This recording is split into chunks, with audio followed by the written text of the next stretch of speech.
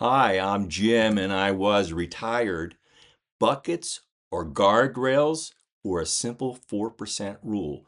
Which would have been the best strategy in the past decade? As I begin my second decade of a DIY retirement, I asked Grok to help me compare those three retirement withdrawal strategy. Which one was best? Now, the other day, I was watching a video from Aaron Talks Money that discussed a 2018 study that concluded that the bucket strategy is really not as safe as a static rebalancing strategy like a 4% rule.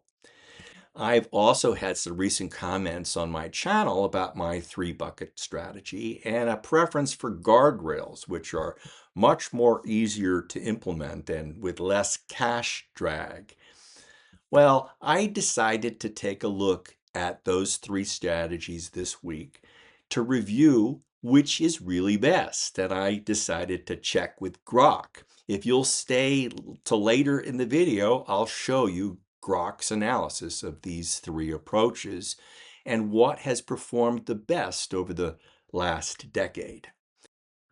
I'm beginning the second decade of a DIY retirement, which began unexpectedly at 59. And I don't use a 1% AUM investment advisor, and I don't use a simple rule of thumb like the 4%. Instead, I focused on controlling costs, simplifying my portfolio, and I've used a version of a three bucket portfolio. Now, I have a whole playlist to this approach, and you can learn more there. But let's compare the basic strategies. I asked Grok to help me compare a sample retired couple with a $1.5 million in retirement portfolio. And for the common assumptions, let's assume that it's invested in a 60-40 portfolio. It's rebalanced annually. Withdrawals are taken out at the start of the year. By the way, a 60-40 portfolio like this has had a compounded annual growth rate or CAGR of 9.3% from 2015 through 2025. Now, target spending, let's begin with about 85,000 in 2015, and that's inflation adjusted for most of the strategies, as I'll get to in a moment. Now, the 4% rule was pioneered by Bill Bengen, and it aims at a safe withdrawal rate that would allow your portfolio to last 30 years in a retirement. Now, while the spending was $85,000, a $1.5 million portfolio would begin with a noticeable flaw. You would only be allowed to take out $60,000 compared to the $85,000 that you want. Now, under the 4% rule, this would go up with inflation, but you'd rise to about 81,000 in 2025, and that's still short of your spending needs. And this is one of the main reasons I haven't used the 4% rule. Instead, I've used a strategic withdrawal system that takes a look at what my spending is going to be for the coming year and then figures out the best strategic way of drawing that. And I've generally done it from bucket one, a 3-year supply of cash and equivalents that I know I can draw upon without affecting my invested portfolio. So the guardrail strategy was developed by Jonathan Guyton and William Klinger and allows for a higher initial withdrawal than like a 4% rule. So let us show you how it works with an initial withdrawal of $85,000 back in 2015, and that supports the expenses. So this would be something that would meet my needs. So in subsequent years, here are the rules. If the portfolio has a negative result, as in 2018 and 2022, there would be no increase in what you take out. But if there is a proposed withdrawal that is greater than the initial withdrawal times 1.2, then you cut it back 10%. But if it's less than the initial withdrawal times 0.8, then you increase it by 10%.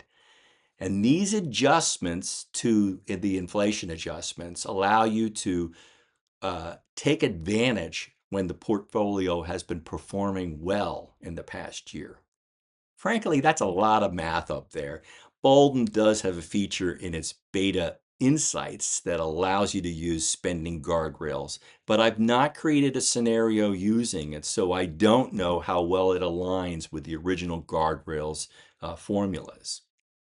I asked Grok then to compare those two approaches to my three bucket strategy. Now, this is not exactly my strategy. Um, I've asked Grok to use something close to it.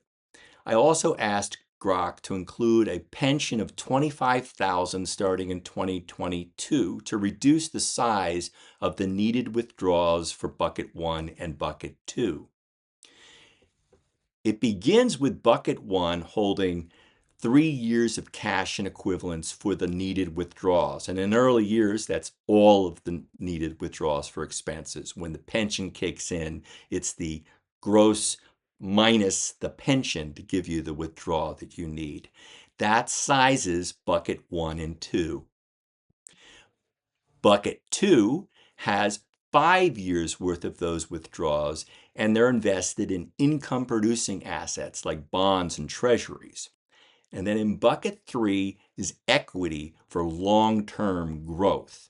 That's essentially the bucket strategy that I have. George Box is credited with saying that all models are wrong, but some are useful.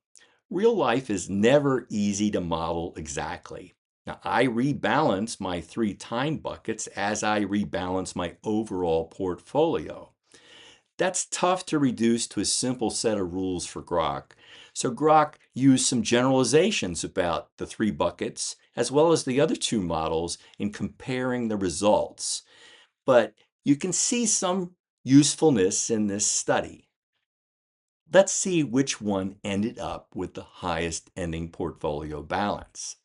Here is the table that Grok came up with for this counterfactual study.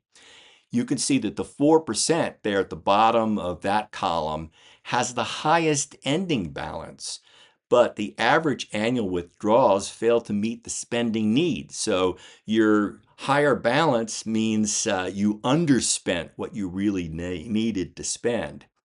The guardrails allowed for higher spending from the start, but its ending balance is $2 million and about $55,000, whereas the 3 bucket strategy allowed you to spend what you needed to spend, and it had an ending balance of $2,285,000. It met the spending needs, and it prevented selling equities from bucket 3 when the market was down by using this time segmentation approach.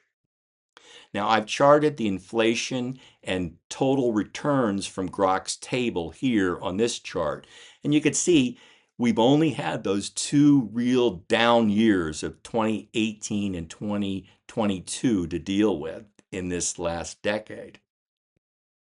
This chart takes the ending balances from Grok's table and shows you that after that dismal 2022, all 3 of the strategies would have rebounded. The yellow bars from the 3 bucket strategy show a steady improvement. Note the green bars there in 2024 and 2025. The ending balance for the guardrail strategy goes down. So I asked Grok if guardrails presupposed higher spending than the 3 bucket strategy, and here's the answer. Yes, it does, in design and outcome. The guardrails start with a higher initial rate of 5.67% versus the 4% rule's conservative measure, and it builds in a prosperity rule for 10% increases when the portfolio outperforms, and assumes that retirees want to capitalize on the good markets for higher spending. This presupposes tolerances for variability and a goal for maximizing withdrawals over 30 years without depletion of the portfolio. In contrast, the 3 bucket strategy assumes spending is fixed to your lifestyle needs, adjusting expenses for inflation and minus your pension and eventually Social Security. And it prioritizes protection over upside boosts. In the 2015 to 2025 timeframe, with a bull-heavy simulation, the guardrails rules allowed 4.5% higher average spending, about $91,000 a year average compared to $87,000 a year in the three bucket strategy. And it allowed about 4.5% greater overall withdrawal than the three bucket strategy. But the overall ending portfolio of 2,000,005 compared to 2,000,029 is due mostly to drawing more during those up years. Now, I'll put a link to the Grok search so you can take a look at the several iterations that I went through with Grok to look at these three approaches. And I'll also link that 2018 study that Aaron looked at. What do you think? What is the better retirement withdrawal strategy? Drop a comment below about your approach. What do you think about these three different strategies? Hey, and be sure to like, share, and subscribe to this channel if you like entertaining ideas about a DIY retirement. I will conclude with my standard warning. I am not a professional planner. I have no initials after my name, so take these as entertaining ideas from one educated consumer to another. Always do your own due diligence and seek out a professional if you need one.